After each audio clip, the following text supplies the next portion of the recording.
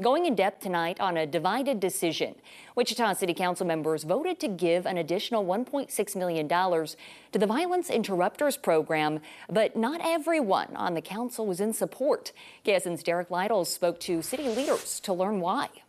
Yeah, Julia, I reached out to Mayor Lily Wu about why she voted against the program that works to prevent youth violence, the funding. I'll remind you, she ran on a platform of ensuring public safety. Now, when I asked about all of this, she said in part, quote, "I want to make sure we're prioritizing and spending wisely, especially while facing a significant budget deficit."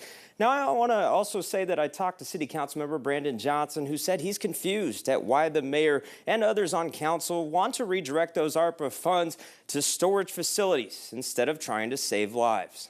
I don't want to bury another child. Strong emotion from advocates trying to secure funding for the Violence Interrupters program. You can't put your arms around your child anymore. It becomes very uncomfortable.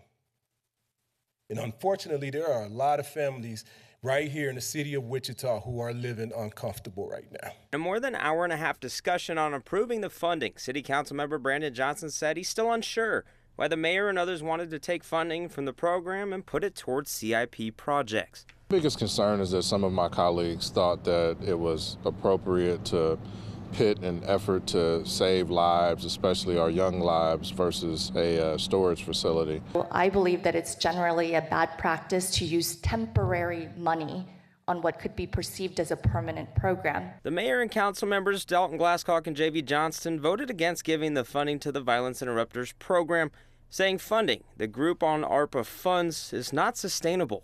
But I did not feel comfortable giving a nonprofit a 100% increase, more than $1.5 million in funding. The vote passed 4-3, meaning an additional $1.6 million will be allotted for the organization through the summer of '26.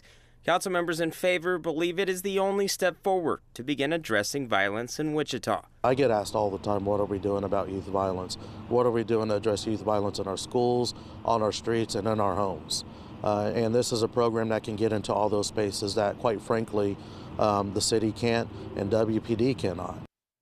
Now, council members on both sides of the discussion say they do support the Violence Interrupters moving forward. We will have that full statement from Mayor Lily Wu on this story on KSN.com. Here for you, Derek Lytle, KSN News 3. New tonight.